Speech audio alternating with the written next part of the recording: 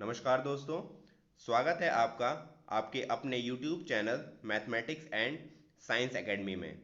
आज हम class 12 NCERT mathematics का chapter number 5 continuity and differentiability का एक छोटा सा टॉपिक डिफरेंशियबिलिटी को डिस्कस करेंगे।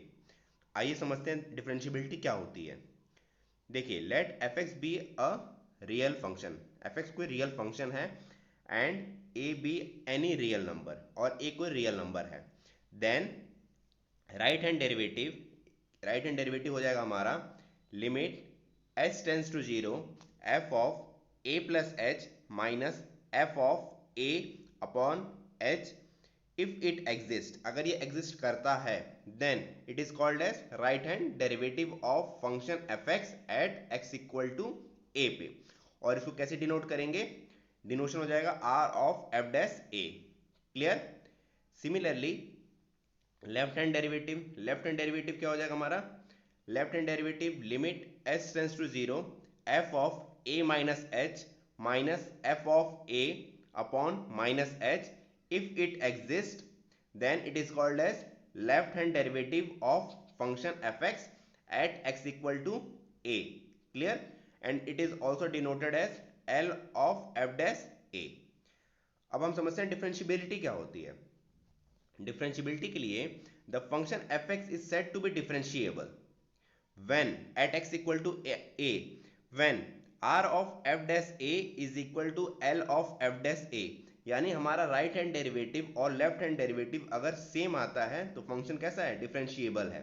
और f डैश किसी भी फंक्शन का f डैश जो होता है वो d बाई डी एक्स से भी डिनोट किया जा सकता है। क्लियर?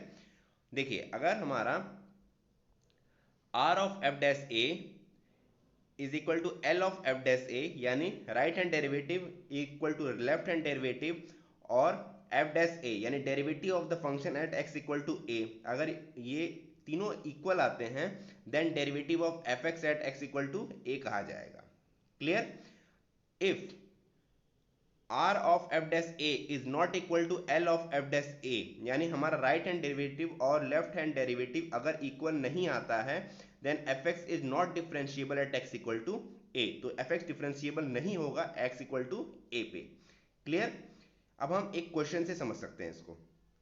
देखिए, क्वेश्चन क्या कहता है? क्वेश्चन कह रहा है कि show that f x is equal to x square is differentiable at x equal to 1 and find f dash 1। हमें f डैश 1 की वैल्यू फाइंड करनी है।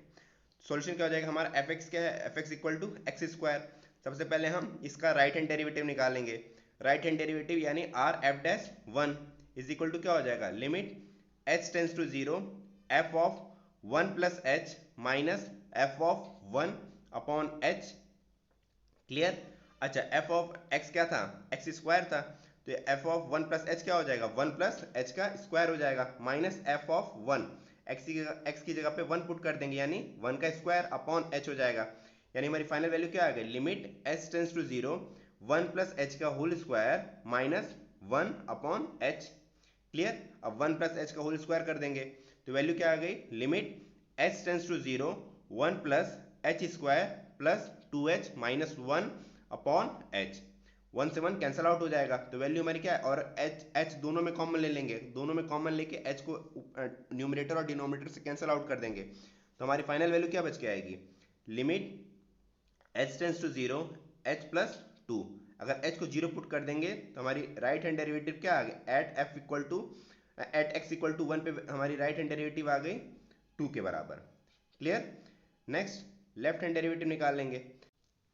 अब हम लेफ्ट हैंड डेरिवेटिव निकालेंगे of function f x at x equal to 1 पे, तो क्या हो जाएगा? Limit H tends to zero F of 1 minus h minus F of 1 upon minus H.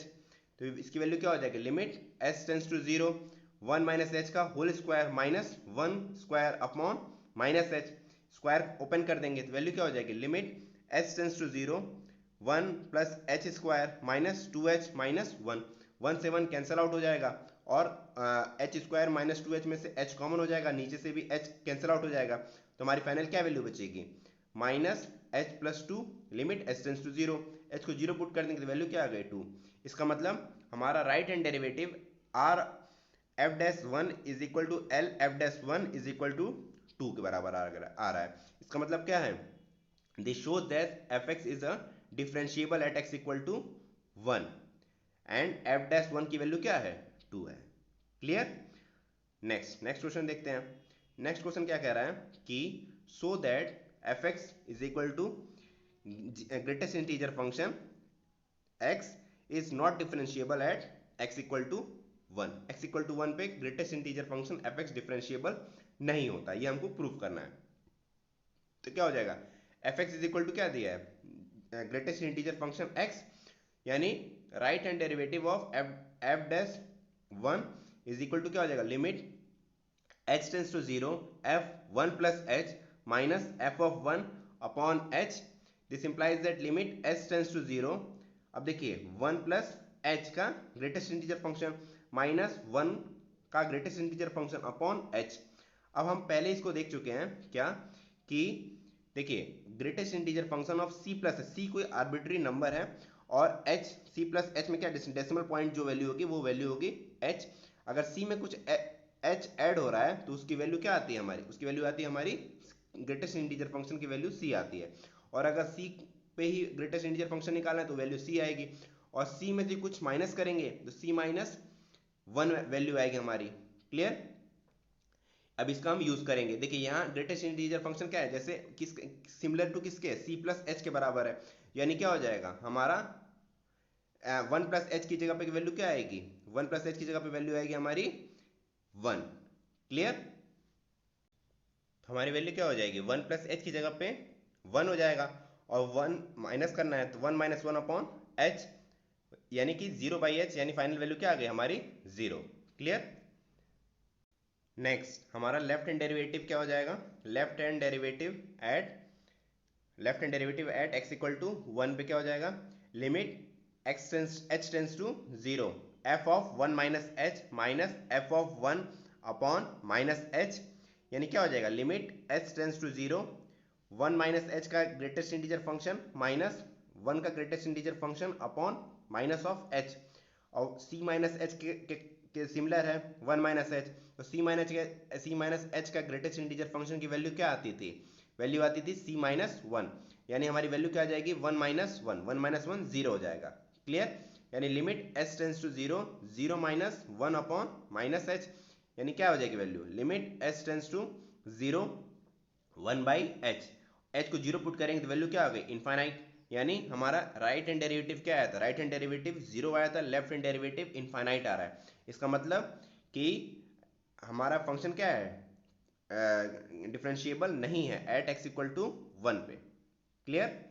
देखिए अब एक पॉइंट समझिए, पॉइंट क्या कह रहा है कि every differentiable function is a continuous function but every continuous function is not a differentiable function.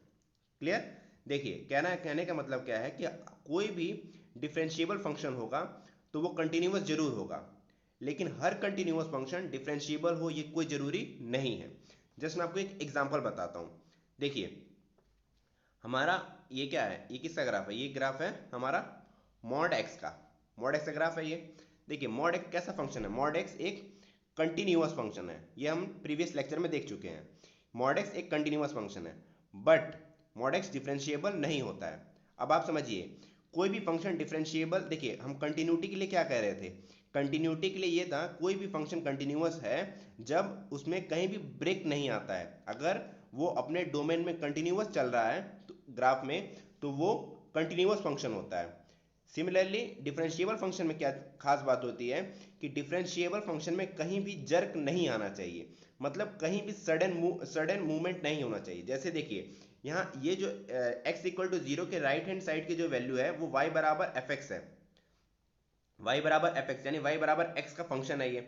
और जो हमारा लेफ्ट हैंड साइड का जो लेफ्ट हैंड साइड में जो ग्राफ बना है ये किसका है, ये देखिए ये y is equal to minus x का ग्राफ है, ये y is equal to minus x का ग्राफ है, और ये किसका y is equal to x का ग्राफ है। ये देखिए ये y is equal to x का, ये y is equal to minus x का। तो देखिए एट x इक्वल टू 0 के राइट में function y is equal to x है, और x इक्वल टू 0 के लेफ्ट में function y is equal to minus x है। इसका मतलब यहाँ सडन चेंज आया है, और सडन चेंज आने की वजह से एट x इक्वल टू 0 पे जर्क आएगा। सडन जर्क आएगा। सडन जर्क होने की वजह से क्या होगा, function is at x equal to zero पे क्या हो जाएगा, function at x equal to zero पे डिफरेंशिएबल नहीं होगा। एंड फंक्शन नॉर्मली फंक्शन कैसा फंक्शन है, फंक्शन एक कंटिन्यूअस फंक्शन है। क्लियर, आगे चलते हैं। देखिए कुछ इंपॉर्टेंट डेरिवेटिव्स है जो आपको याद रखना पड़ेगा। जैसे example d by d x of x to the power n का डेरिवेटिव होता है n x to the power n minus one. D by d x of sine x होता है cos x. D by d x of cos x होता है minus sine x. D by d x of tan x होता है sec square x. D by d x of cot x होता है minus cosec square x. D by d x of sec x होता है sec x tan x. D by d x of cosec x क्या होता है minus cosec x cot x. Clear. Next देखते हैं some important rule of differentiation. क्या होता है, देखिए सबसे पहले क्या है, d by d x of u plus v. अगर यू प्लस वी कोई यू और वी का डिफरेंशिएशन निकालना है और उनको ऐड करना है तो क्या हो जाएगा, d u by d x plus d v by d x. Next d by d x of u minus v क्या हो जाएगा, d u by d x minus d v by d x. अब देखिए इनका अगर product हो, d by d x of u into v क्या हो जाएगा, u d v by d x minus v d u by d x. Clear. Next fourth point क्या है, d by d x of u by v. U by v के क्या हो जाएगा, नीचे देखिए इसमें इसको याद करने का सिंपल तरीका देखिए, नीचे v है तो v का स्क्वायर हो जाएगा डिनोमिनेटर में, और जो हमारा डिनोमिनेटर पे वैल्यू होगी वही हमारा सबसे पहले लिखा जाएगा, यानी v into d u by d x minus u into d v by d x. Clear. Next third point क्या कह रहा है, थर्ड पॉइंट कह रहा है कि डेरिवेटिव ऑफ कंपोजिट फंक्शन या चेन रूल। चेन रूल में क्या होता है, देखिए जैसे y बराबर एफ ऑफ टी कोई फंक्शन है और t भी किसका फंक्शन है, t is function of g of x के फंक्शन है। f y जो है वो एफ टी का फंक्शन है और t जो है वो जी एक्स का फंक्शन है, तो d y by d x क्या हो जाएगा, d y by d x हो जाएगा d y by d t into d t by d x. Clear. Next अगर हम तीन फंक्शन लेते हैं कैसे हो जाएगा, y is equal to f of t and t is equal to g of u and u is equal to h of x. तो इसमें क्या हो जाएगा, देखिए यहाँ हो जाएगा d y by d x is equal to क्या हो जाएगा, d y by d t into d t by d u into d u by d x. Clear. Similarly अगर n नंबर ऑफ फंक्शन है तो भी same काम होते जाएगा। ऊपर में देखिए सबसे इंपॉर्टेंट है, हमको यहाँ ध्यान देना है कि यहाँ पे dy होना चाहिए और सबसे लास्ट में जो वैल्यू होना चाहिए उसके डिनोमिनेटर में dx होना चाहिए। बाकी जो भी वैल्यू होगी वो एक दूसरे के रेसिप्रोकल में होगी और वो कट होते जाएगी। नेक्स्ट अब हम क्वेश्चन देखते हैं। क्या क्वेश्चन क्या है, find the derivative of 10 2x plus 3। Clear. अब इसका एप्लीकेशन आपको दिख जाएगा यहाँ पे, क्या हो जाएगा, let f x is equal to 10 2x plus 3। अब देखिए यहाँ पे ux क्या फंक्शन है, ux is equal to 2x plus 3 और vt क्या फंक्शन है, vt फंक्शन है tan ऑफ t। इसका मतलब क्या है, देखिए पहले tan का डिफरेंशिएशन करेंगे, tan का डिफरेंशिएशन के बाद जो वैल्यू आएगी उसमें जो tan t जो होगा t की जगह पे क्या है 2x प्लस 3 है, और फिर 2x प्लस 3 को डिफरेंशिएट करेंगे किसके रिस्पेक्ट में, x के रिस्पेक्ट में। आगे देखते हैं।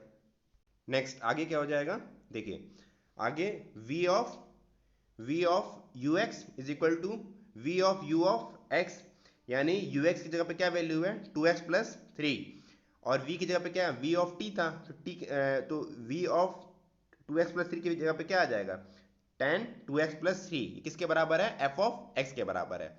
सिमिलरली t क्या दिया हुआ, t is equal to ux is equal to 2x plus 3 और v देखिए v ऑफ t क्या था, v ऑफ t था हमारा tan t, तो dv बाई डी टी क्या हो जाएगा, dv by d t is equal to sec square t और dt बाई डी एक्स क्या हो जाएगा, dt बाई डी एक्स हो जाएगा हमारा 2।